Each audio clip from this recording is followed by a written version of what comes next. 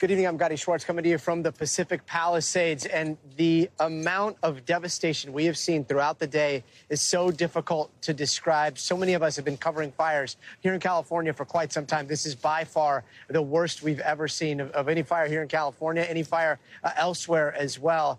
Behind me, this is just the tiniest snapshot. You shouldn't be able to see all the way across that two-story building because this used to be a storefront. There was a clothing store here. There were some cafes down the way. Behind me, there was a pizza shop.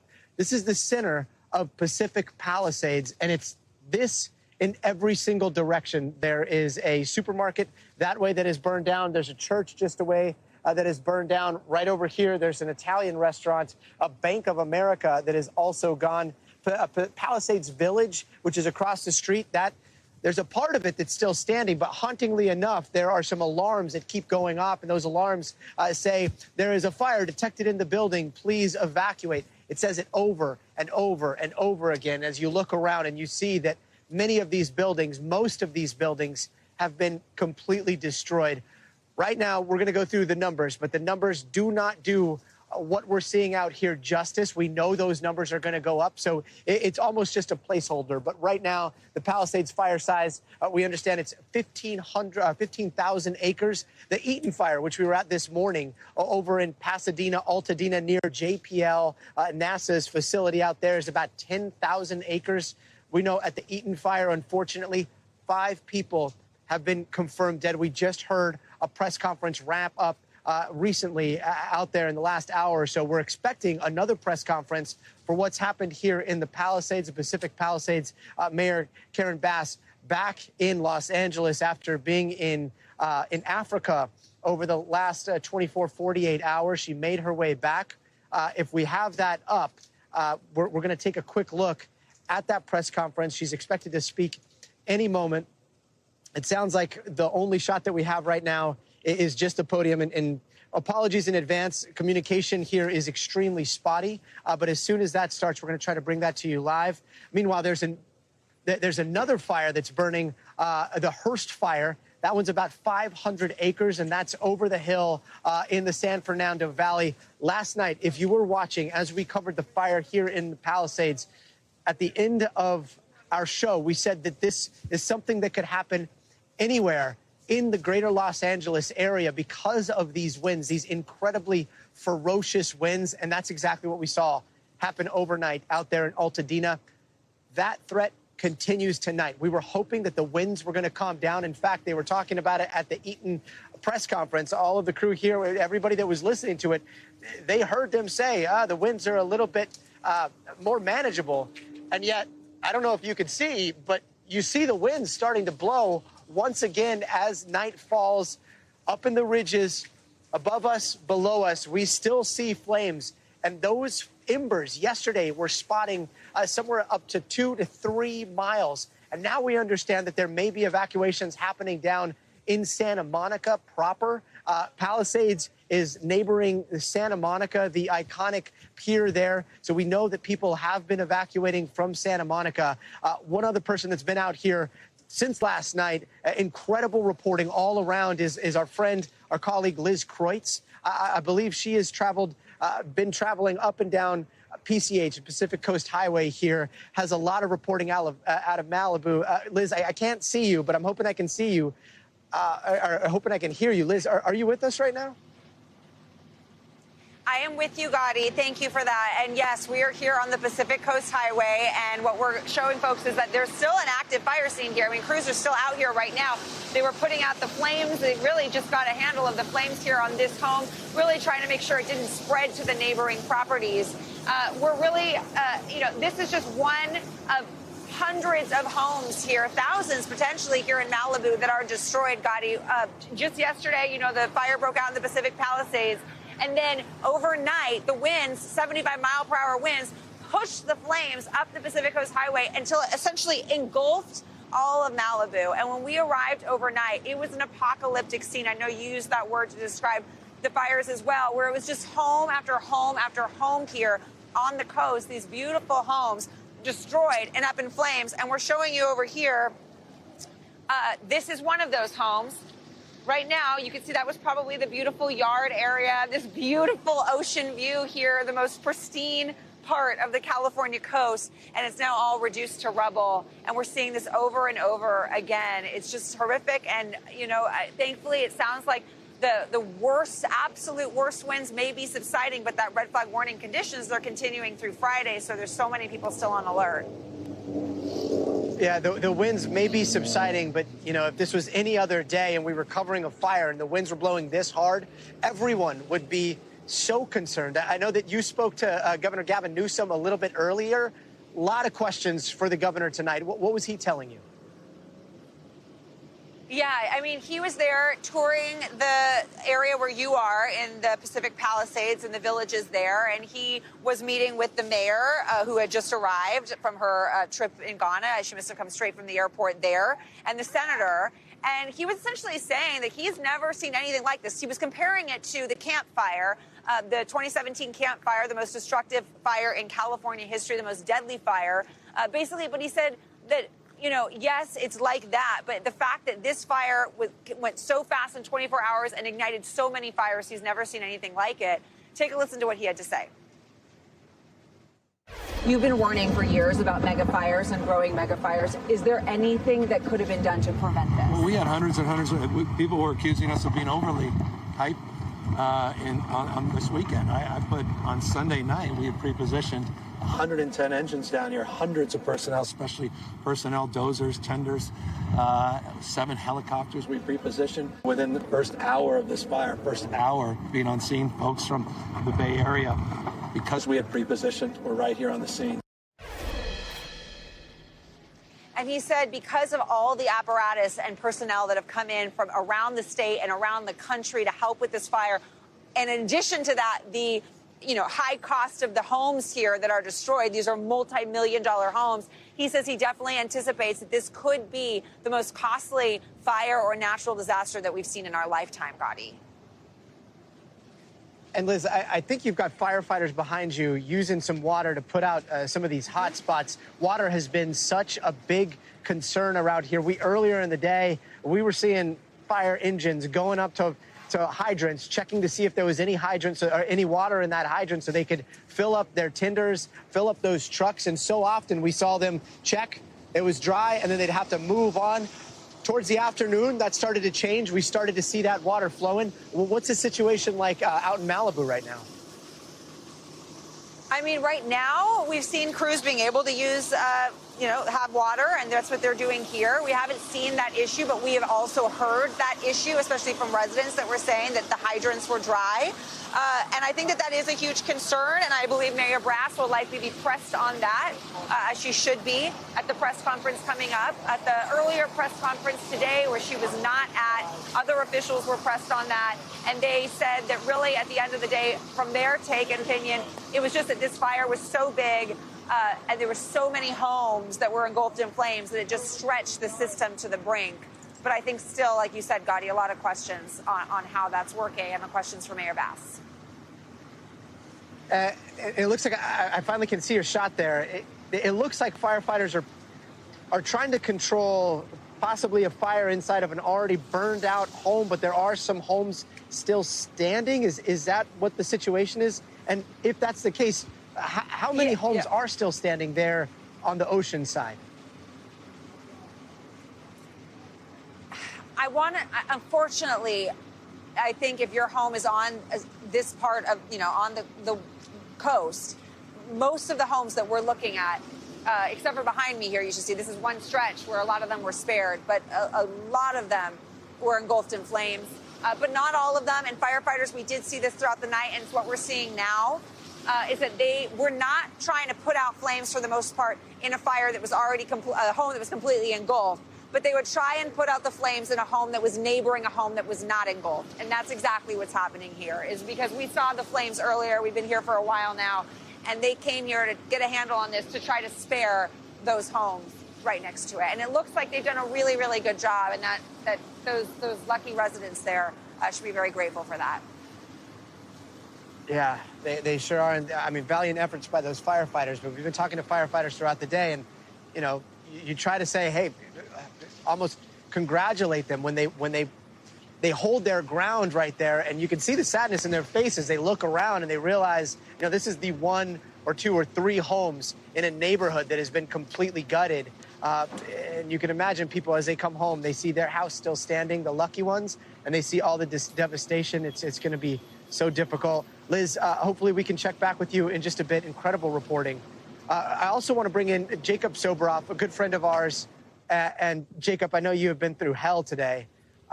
Just last night, you were out here. You were talking about going to check on your childhood home, where you grew up.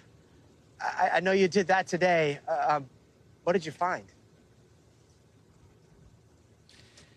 Like so many people here, Gadi, you know, I haven't lived in the Palisades since I was 18, and I haven't lived in the house that was the house I was born and raised in since I was 10. But I went over there this morning, and like so many people, I went there and I found that that house is no longer here. And I think that that's the moral of the story when it comes to Pacific Palisades. These 23,000 people that live here in this beautiful coastal community between the Santa Monica Mountains and the Pacific Ocean now largely live in a community that has ceased to exist as we know it. The grocery stores are gone. The local public library is gone. Many of the schools are gone. Some of the places of worship are gone. Behind me is the Methodist Church, which is still going up in flames. This is catastrophic. I talked to the head of CAL FIRE today, and very briefly, Governor Newsom as well, while he was just about to hop on the phone with President Biden. This is maybe one of the most devastating fires in the history of the state of California, certainly in the history of Los Angeles, just for the sheer scope of it. And you know, as a reporter, we try to keep sort of a little bit of a wall up. I was talking about this with Tom Yamas earlier, between the personal and the professional. But in this case, it does intersect for me, and I know a little bit about what so many of these families are going through right now. Yeah, I mean, one of those families is your family, too. And Jacob, just to give me I've never been here with you. I would have loved to have come back, and you show me the sights in better circumstances, but I'm standing behind, I think this was a clothing store. We're right by, I believe, Casa Nostra. It was incredible sympathy and concern about the devastation and the tragedy that our city and county are facing. And I definitely want to send my condolences to the families who lost loved ones, to the families and neighborhoods who lost property. This firestorm is the big one in magnitude.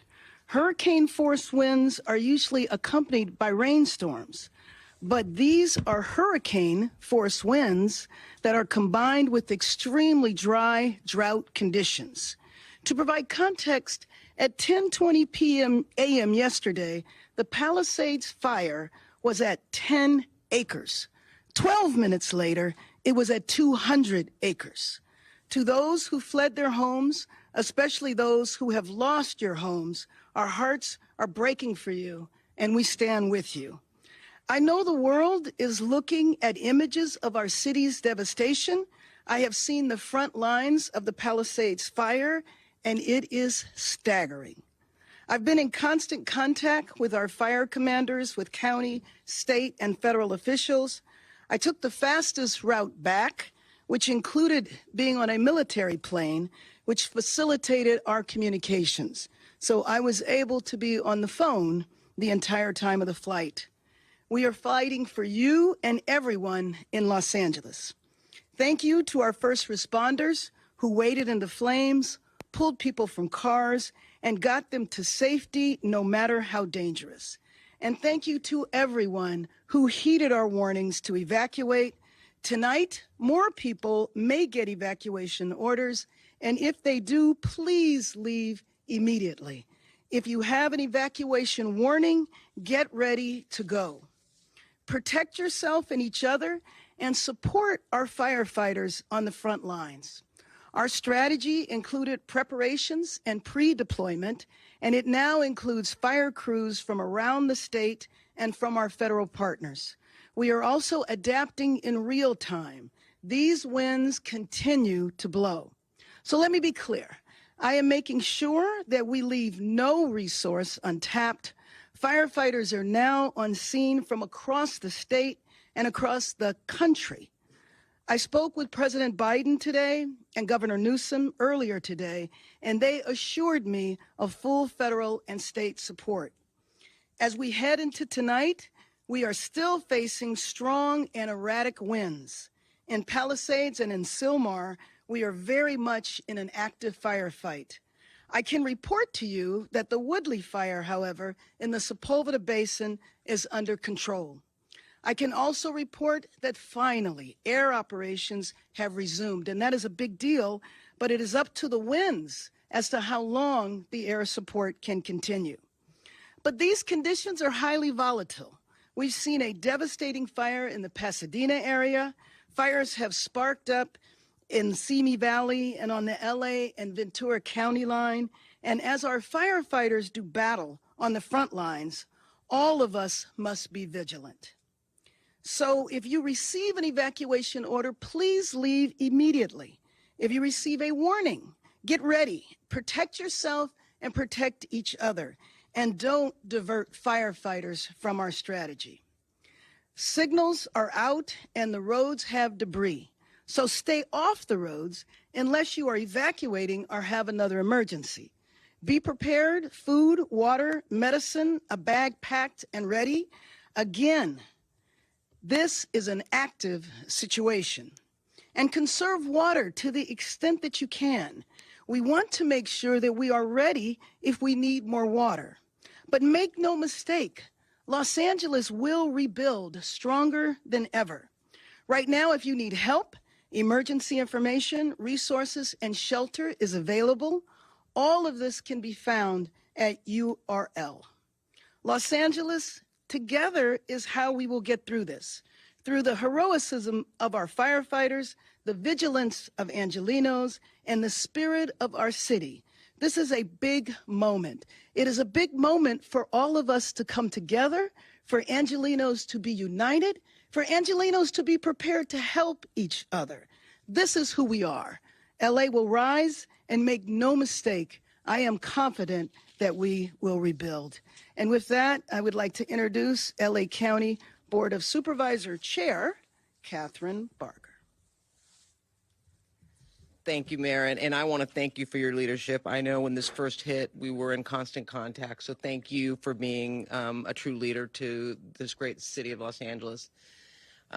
Obviously, as someone who represents the 5th District, we are prone to wildfires, but nothing like what I witnessed today.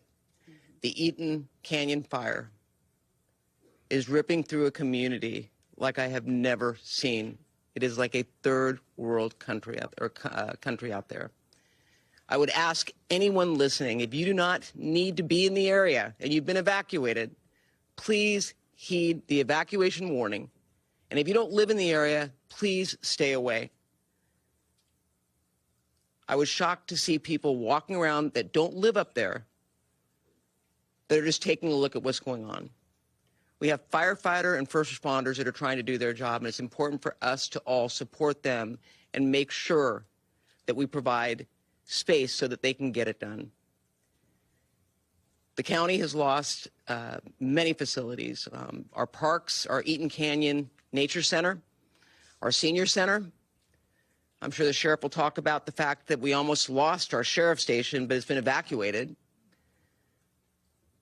We are going to rebuild. And when we met with the governor and the president, the resources and the promises have been made. And it's going to be our job to deliver. And I am confident, given the resiliency of this great county, working with all of our partners, we will rebuild. And to my friends out there that I have talked to today that have lost their homes up in Eaton Canyon, I am a phone call away, and you are not alone. And to those of you that have lost homes, please reach out for help. You are not alone. It's important for us to recognize that these people have lost everything. In many cases, their entire life savings. So as we move forward, we're going to make sure the Department of Mental Health has resources on the ground. But if you need someone to talk to, reach out.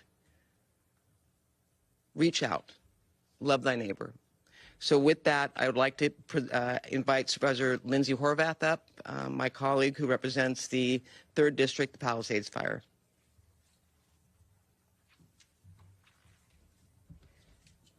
Thank you very much. Earlier today, I visited the Westwood Recreation Center, where I was able to listen, to grieve, and to be with evacuees in this time of crisis. To also thank the volunteers, but most importantly, to let each person know in this time of crisis that they're not alone. To everyone feeling the anguish of this tragedy, the county will be here for you no matter what as we recover from these fires. But we're not out of this yet, and we need to continue to follow all guidance from our emergency personnel. I want to thank you for evacuating, for letting our first responders do their job, and for keeping your loved ones safe. Here are the updates from the 3rd District. Since our last press conference, evacuation orders have expanded into Santa Monica to San Vicente, and evacuation warnings now include Montana to Wilshire, Ocean to 11th. Gas shutoffs are affecting more than 15,000 people in Malibu, from Brentwood Country Club to Pepperdine. A boil water advisory is now in effect for LA County Waterworks District 29. This is the Sunset Mesa community from Topanga Beach and Coastline Drive on the south to Shore Heights Drive on the north, and from Topanga Canyon Road to Carbon Canyon Road in Malibu, including communities of Big Rock and Carbon Mesa. For more information about water, you can call 800-675-4357. Barry J. Nydorf Juvenile Hall remains in an evacuation warning area. Should the warning become an order, the chief has developed a plan for safe evacuation. Our young people's safety remains my top priority. Today, we also received agreement from the President of the United States to approve a major disaster declaration, which will include individual assistance and public assistance programs. President Biden, we are so grateful. Additionally, our County Department of Mental Health is activated for mental health resources. You can call the helpline at 800-854-7771 for 24/7 support and mental health resources. We know this is a traumatic time. Please ask for help. The county has also invested additional funding into our 211 system to increase capacity. LASA has activated the Augmented Winter Shelter Program to provide shelter to our unhoused community during this time. LA County Assessor Jeffrey Prang has shared property tax installment deferral applications, misfortune calamity damage reassessment applications, and a disaster relief FAQ for property owners affected by the fires. You can go to assessor.lacounty.gov. The Emergency Network LA is coordinating volunteers. To sign up, go to enla.org. In addition, the American Red Cross and LA Food Bank have all set up specific donation websites that you can access at emergency.lacounty.gov. Downed trees and power lines are impacting public transit service, and I want to thank Chair of our Metro Board, Supervisor Janice Hahn, for her speed and waiving Metro fares on today because of station power outages. But please, if you are in a safe place and you don't need to travel, stay put and stay safe. And as we're monitoring this press conference that's happening right now, I do want to bring you back out here live.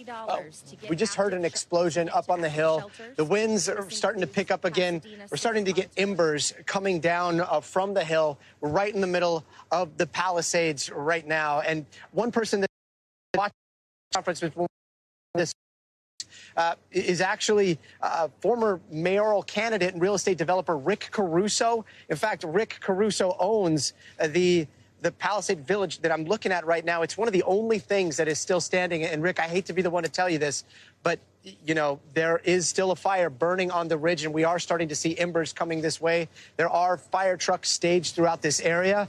But first off, I just wanted to get your take. Firefighters are dealing with this low water pressure. Seems like it's come back. But what do you think has been happening here? What's happening here with fire or with the water pressure? With the water pressure in particular.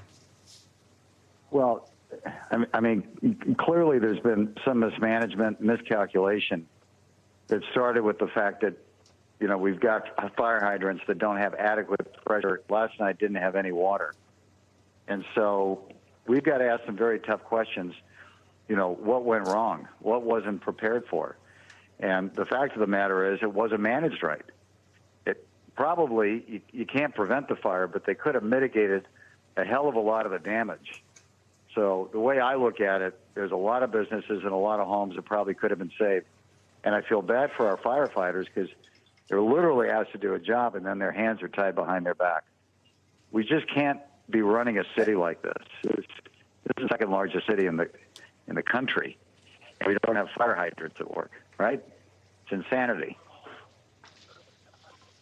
And that's something that we actually heard from fire crews firsthand out here, that they think that they could have saved some of the homes, some of the structures if they did have water from those hydrants, and yet the hydrants weren't flowing.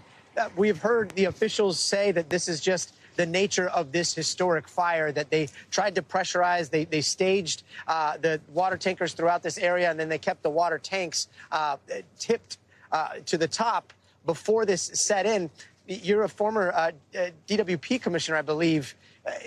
As this press conference goes on, we're going to dip back in as soon as they go to questions. But what is your number one question when it comes to that water pressure that could have done a lot more to prevent this fire from spreading? The question has to be asked to Karen Bass, why didn't the hydrants work specifically? Why weren't you more prepared? You knew this was a large area. You knew the winds were coming in. You knew you had an enormous amount of vegetation in the Santa Monica Mountains that the government has failed to remove for decades, which provided enormous fuel. So why didn't you anticipate all of this? And then beyond that, why did you leave the country? Why weren't you here, making sure that things were handled properly? Somebody needs to be held accountable for this. The city, the residents deserve answers. People lost their homes and their livelihoods, and this should have never happened. I was head of Department of Water and Power under Tom Bradley, and I was the head of the department under Dick Reardon. There was a lot of fires at the time. Under that leadership and the DWP at the time, we did not have these kind of problems. So we need some real clear answers on this, and she needs to be accountable for it. And Rick, we're heading into another night here where the winds are picking up. We've got them picking up again here, throwing embers. I don't even know how far right now. But all across Los Angeles, do we have the infrastructure in place, or are there other places that could see what we saw here in the Palisades? Well, it's a great question. I don't know the answer to that, you know, in other places. I know back in my day, there was an enormous amount of money spent on infrastructure, upgrading piping systems, our electrical systems. I haven't been a commissioner there in years, so I don't know if, you know, they've had the capital expenditures that they've needed. But again, you know, this goes to the leadership that we have. And this is something that Mayor Bass and the city council over the last 2 years should have been all over. These are fundamental questions, and it's the most important duty of the city to make sure people are safe. And frankly, I think they failed in that regard. I also have heard a lot of people talking about the city's been negligent in how they've managed this fire. So a lot of questions need to be asked. They need to be answered. And we need to move on, and we need to fix the problems. We need to understand the problem, be honest about it, and then it has to go get fixed, and fixed with a great sense of urgency. At the same time, we got to go rebuild an incredible community of the Palisades that is heartbreaking to see the devastation. It's been wiped out. And Rick Caruso, one final question. There is the rebuilding, and then there is the question of insurance. We've heard over and over again that homeowners have lost their insurance before because insurance companies have been pulling out of a lot of these areas. What's your take on that? it's a serious problem. I mean, it's a problem that's also making housing so unaffordable in Los Angeles and throughout the state of California. And it's to the point where people can't, even if they could afford to buy a home, they can't afford the insurance on top of their mortgage and everything else. I think at this point, the state and the federal government are going to have to come in and really mandate and control the insurance, so it's fire insurance, maybe similar to what they do with flood policies. But you've got to make it more reasonable. You got to make it available. The city has got to do everything in its power at this point, remove the red tape, eliminate all the fees to rebuild, encourage small business and homeowners to build quickly up in the Palisades, and get life back up there. And the state needs to come in and govern the insurance part of it. So you're absolutely correct identifying that. And then we also need to be mindful in today's world, you know, we do get impacted by global warming. The climate has changed. Let's acknowledge it and deal with it. But we've had fires up in the Palisades over the years. So this shouldn't have come by any surprise that this thing could have really gotten out of control. Rick Caruso, we appreciate you joining us tonight, and really sorry, I know you've experienced loss out here. Your family has experienced loss. I really appreciate you taking the time, and we will be dipping back into that press conference when they start asking questions. One of the questions that will be brought up is the question that you and so many people have about those fire hydrants. Rick, thanks so much for joining us. Thank you. And turning back to what's happening right now, darkness has descended out here, and now all of a sudden we can see where all the fires are, and we can see them up in the hills above us. We can see embers coming down. That is maybe a quarter of a mile away, and we see embers flying by. And then you've got what's going on behind me. This burned last night, and you still have spot fires throughout this area. There's a fire crew that's going this way. They're conserving their water because they know that the firefight is going to continue tonight. So what they're doing is they're making very careful selections as to where they engage whenever something goes up next to something that is still standing. They try to attack that, but it's a very eerie situation out here as you see a lot of these fire trucks going by open flames, and yet it's something that we saw throughout the day. We started our morning very, very early out there at the Eaton fire out near La Cañada over in Altadena, right by the Jet Propulsion Laboratory of NASA. 10 blocks away, it was absolute chaos. Take a look at what we saw. This area of Altadena has become an absolute wasteland. You've got rows and rows of homes that have burned. You've got some homes that are still standing, but it's just a matter of time. This was the moment the sun rose over the fire raging above Pasadena, but you'd never know it because the dawn disappeared in the smoke. Again, you hear those explosions. So many of these homes, there is no hope. But against the odds in Mother Nature, some stayed doing everything they could to fight back. There are people still here trying to fight this fire with garden hoses. There is still water in this area, but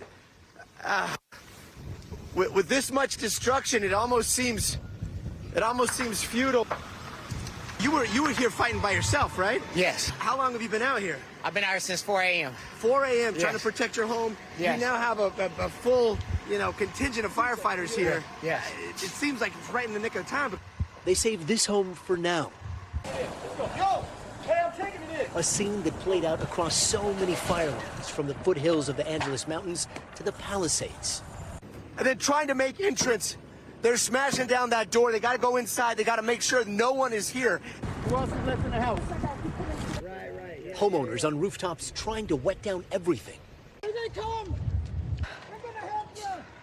It's hard to show the scope of what's going on. As we headed down Sunset Boulevard, the loss was worse than any fire we've ever seen. This looks like the apocalypse here. And in the chaos, way too often, firefighters left without water as hydrants went dry. They are not designed to fight wildfires. A firefight with multiple fire hydrants drawing water from the system for several hours is unsustainable. Water! Officials say they weren't able to fill tanks fast enough, which would have helped with the water pressure. something NBC's Morgan Chesky saw firsthand. Out of every fire hydrant you've seen, what have you found? Right now, we're finding most of them are down or low pressure. If you had a hydrant for this building, If we had a hydrant for this building, we might have been able to save the back house. This apartment complex is untouched for now, but you can see how close those flames are. Firefighters are making their way up. Again, they're having to ignore massive structures like this huge apartment complex that it looks like it's going to go up imminently because they are just overwhelmed. There isn't enough water up here. The winds also grounding that critical support from the sky for most of the day. And when firefighters were able to make a stand and save a home, there was no victory.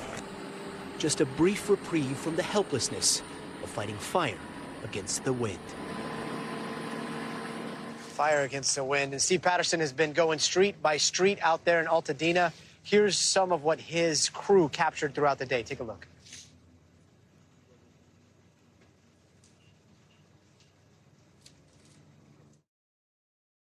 I've never seen fire in this densely populated of a region, especially when you're talking about these pockets of neighborhoods.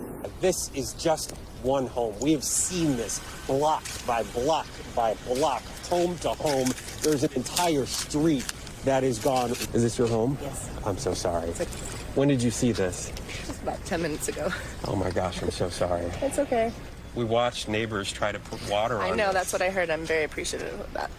The firefighters are stretched so thin. There are thousands of firefighters fighting these multiple 3 large fires at this time, but they are obviously stretched about as thin as possible. You see the water pressure they're dealing with, though, very difficult to do this when there's barely any left. And Steve Patterson joins us now live. Steve, I mean, it's just devastating. I see flames behind you. How are things looking right now? Yeah. I mean, the flames haven't stopped, Gadi, despite the winds finally dying down. One of the first welcome sights we saw today was actually a helicopter making an airdrop that came very late into the day, finally able to douse some flames that were burning in this neighborhood. But I mean, you see, like, the smoldering continues. This is a scene that you'll see repeated all across this neighborhood and all across neighborhoods, stretching across Pasadena and Altadena. These fires are still dangerous. I think people have the wrong idea that because the winds have died, that this event is suddenly over. Security wasn't really a big thing here either today because obviously LA County is dealing with the fire in Pacific Palisades. The Altadena Police Department, you know, we don't know what kind of resources they have to deal with security. So people were in and out of this neighborhood. Obviously, neighbors were helping. They were doing the best that they could. We didn't see any instances of bad behavior or looting. It was mostly people trying to put water on homes so the fire wouldn't spread. Yet you see sort of the continued danger of a neighborhood like this. As night falls, winds pick up no matter what, right? So any of these embers can tumble onto the next house in this neighborhood and so on, or a pattern that we saw obviously last night with not those hurricane-force winds, thankfully. So the hope is when you wake up tomorrow, we'll start to see some more of those airdrops, and we can finally put out this fire with eyes on what may be the worst fire that's ever struck Los Angeles County, unfortunately. But just talking to neighbors, you know, people who lost everything just on this corner of this street where I'm standing. I know everybody that lives in all of these homes because we saw them see their home in ruins. And it was heartbreaking every single time. I know you've done reporting where you are as well, Gadi. But you don't get used to it. And the heartbreak doesn't stop. It doesn't end. And it's something we continue to see and will probably do so over the next few days. Gadi? Yeah, that heartbreak on display out there, the heartbreak on display out here. I mean, in the eyes of firefighters just up the hill, I'll never forget. We went up there, it was maybe 50 to 100 houses in this neighborhood, and there was one standing, one. And the firefighters were protecting that one home. And we went and we talked to them, and they were like, we said, you saved it. And they said, we saved this one. And you could just see, I mean, it was just this, it was so difficult to see the look in their eyes when they realized that they wish they would have done more. Steve Patterson, I do want to ask, we talked a little bit about the possibility of looting. there has been some concern and there have been some reports of people looting. Sometimes we see the best of humanity. So often we do see the best of humanity. Sometimes we see the worst of humanity in these things, too. What's being done out there in Altadena? You know, I think we heard at one of the press conferences, there have been so many today, Gadi. I mean, it's hard to keep track of all of them, but I know there was one today where they did describe instances that looting was happening. And again, the security presence, it's very unusual that you have a fire, and I think you could speak to this, where people leave their home, evacuate, and then come back the very same day to find their home in ruins. Usually it's a couple of days because there's a security force keeping people out. And again, I think the resources were so spread out that just wasn't a function of what happened today, and the fires were just so plenty that it was a bit concerning to see people just sort of milling about. More than looters, we saw YouTubers, we saw people just gawking and sort of staring. And I think as the night went on, there was a more concerted effort to deal with that, and the Sheriff's Department now in place here. Gadi? Steve Patterson out there in Altadena reporting. Thank you so much, Steve. I do want to bring in the Reverend Matt Hardin of the Pacific Palisades Presbyterian Church. Reverend, thank you so much for joining us. I know you've seen the images. It was difficult every single time we passed by your church, or what was left of the church today. How are you and the congregation doing? Well, thank you for having me, sir. It's a very difficult time right now, as you know. Just watching these images now gets me choked up. I think the word to describe us right now is numb. We're all very numb. This all happened so quickly, and almost everyone that's part of our church, part of our community, has lost something, and many of us have lost everything.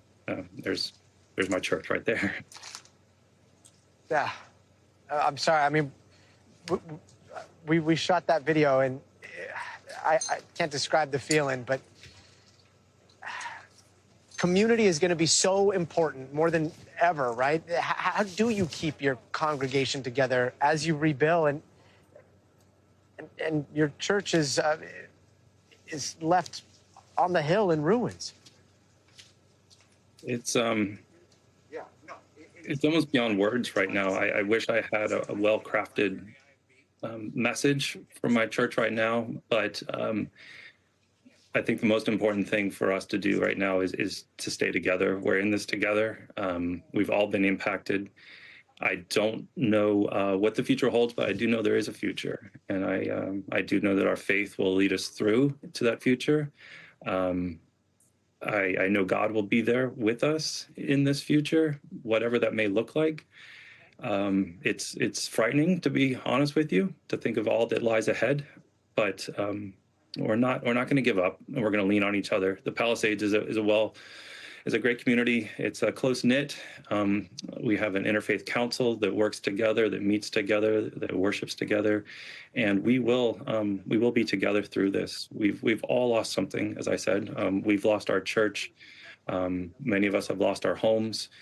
We've lost the schools where our children go. We've lost the library. We've lost small businesses and shops. Everyone in our community has been devastated. But we're still together. We're safe. Everyone that we know of is safe and evacuated. So I'm going to do my best. I got some great advice this morning from a mentor who said, just keep getting out of bed and doing the next best thing, the next right thing. And that's my plan, is to keep doing the right thing each day, not knowing what that day will bring. That's incredible advice, and so many people are going to be turning to you, feeling absolutely helpless. Do you have any kind of spiritual guidance that you can offer them tonight? You know, I think the advice that I'm giving myself is to let it sink in.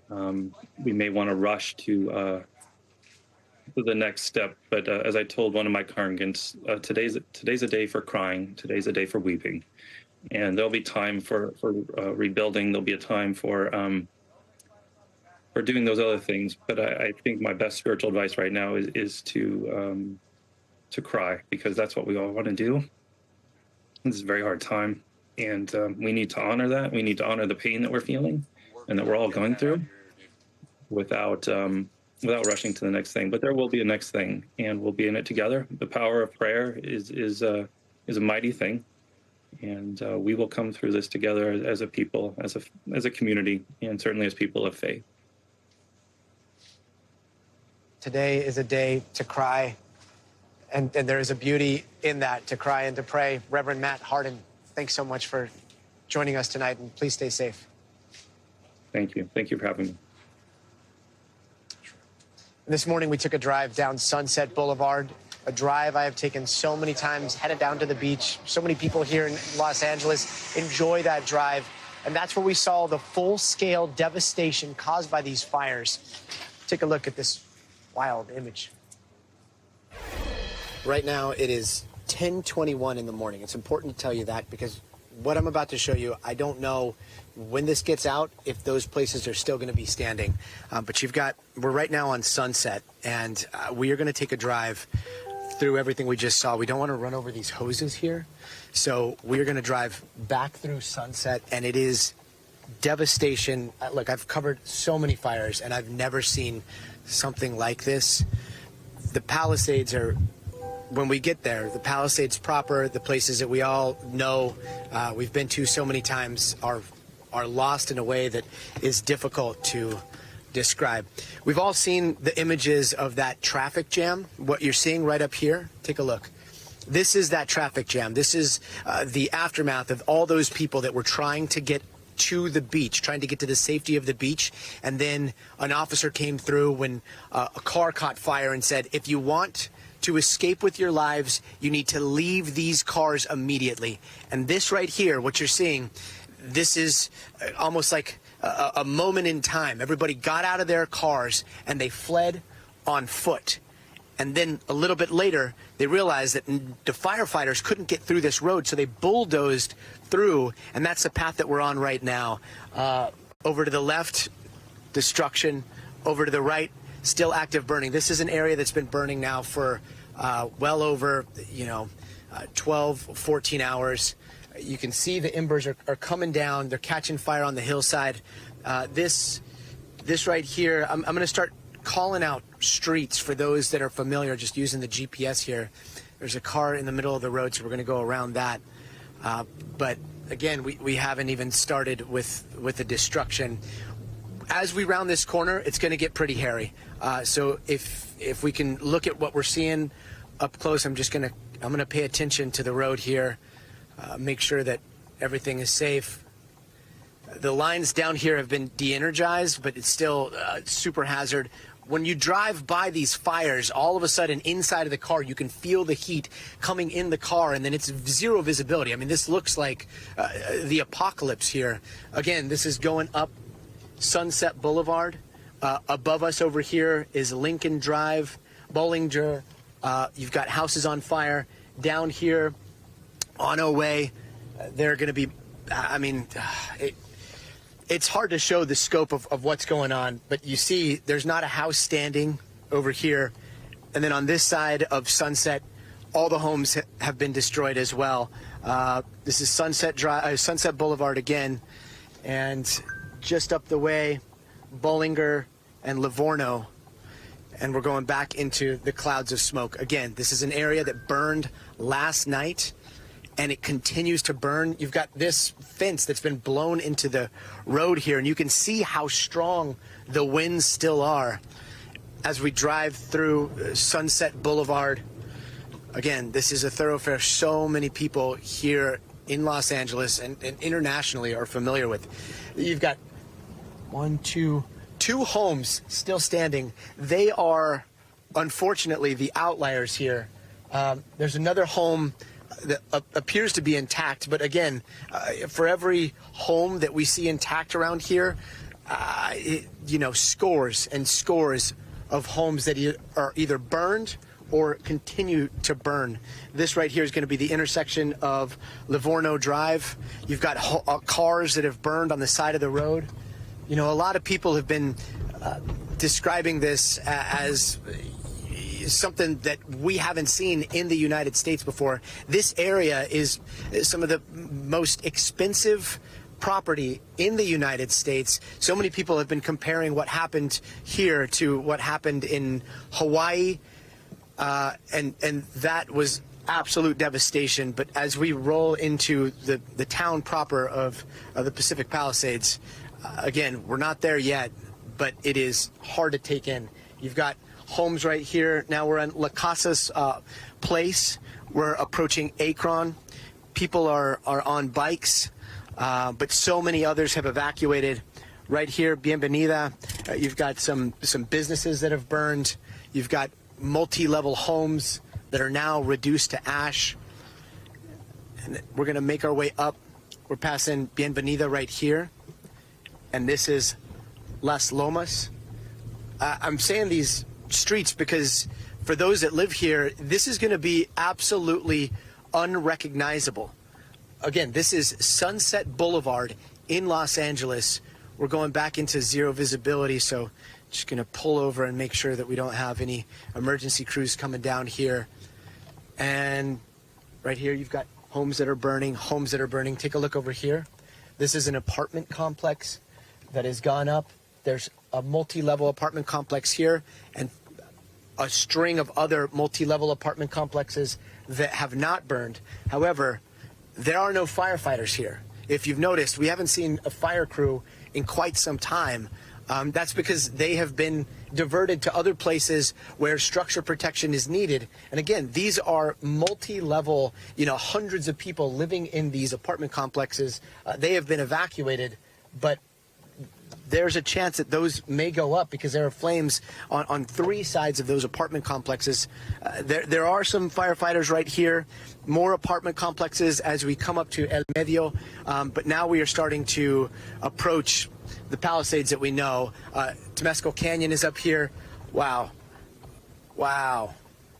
That is the Pacific Palisades Presbyterian Church, or what is left of it. Those are the remnants of a beautiful church that used to be up on the hill there, and you see those concrete pillars and those beams skyward, but that's about all you see. And then as we come down here, we're headed towards Temescal Gateway Park, the Mountain Recreation Center. You can see where the fire ripped through. Over here at the school, you've got active fire burning. You've got firefighters down below. They are trying to do structural protection, but it looks like that fire is still. Let me just pull over here.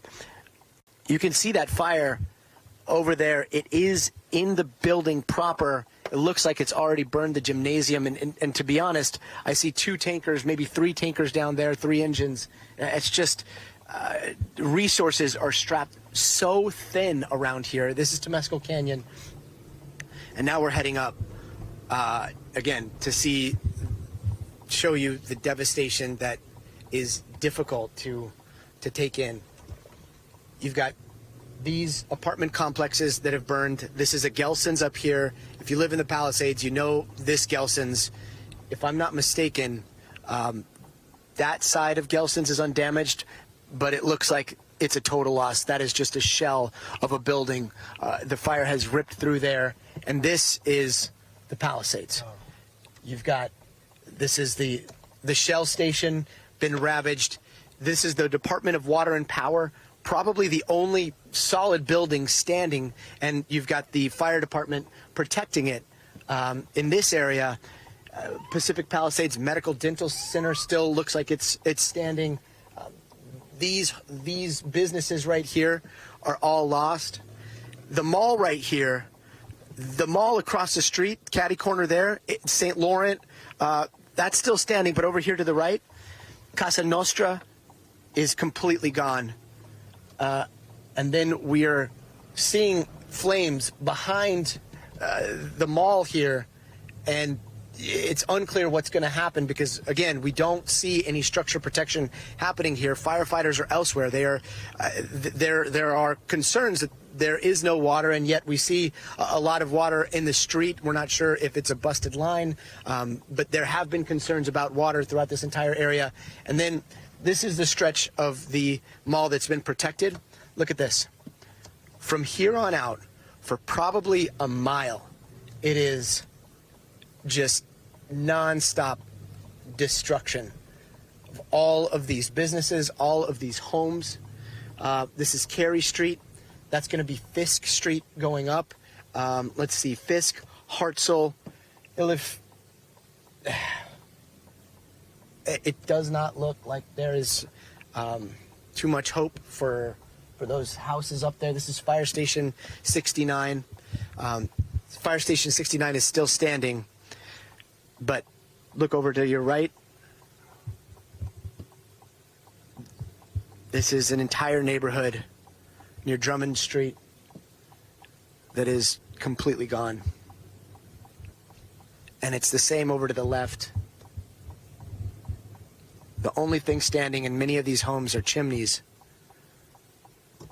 But this is so many people's homes that have now disappeared into rubble overnight. I mean, this is an inferno that is going to go down in history as one of the most destructive in Los Angeles, in California. We've heard approximate numbers of structures lost, and I can tell you those are preliminary numbers. Those numbers are going to climb. Again, this is Sunset, Hartzell. We're headed up, and unfortunately, the destruction just continues. It is hard to fathom how much has been lost here, how many memories, how many belongings. It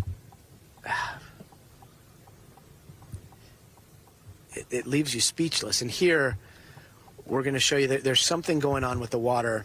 This is outside of Huntington Palisades. And again, that was 10 o'clock in the morning, 10 o'clock, a drive that so many people have taken.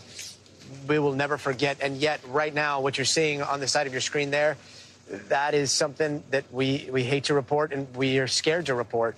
That is a new fire that is burning in the Hollywood Hills. This one is just off of Runyon Canyon, that popular hiking spot here in Los Angeles. LA Fire says that they have been bringing in crews as far away as Mexico, Utah, Arizona.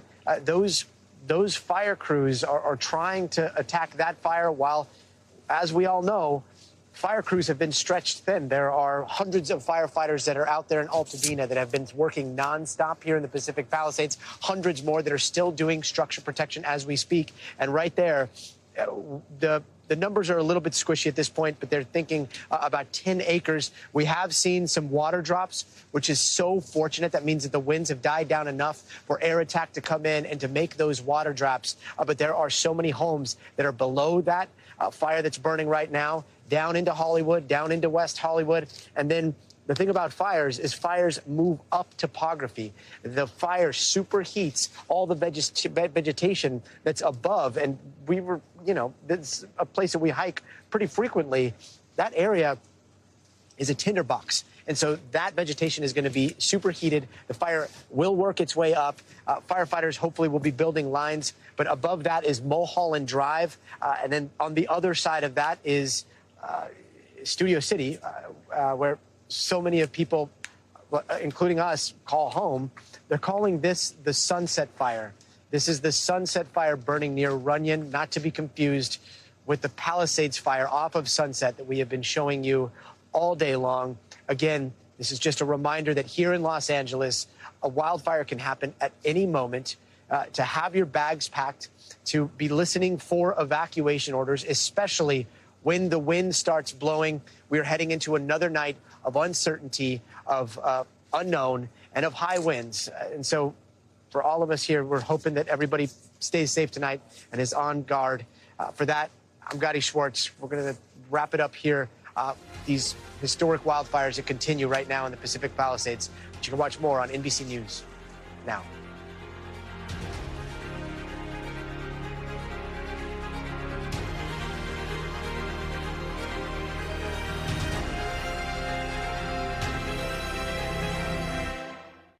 Thanks for watching. Stay updated about breaking news and top stories on the NBC News app or follow us on social media.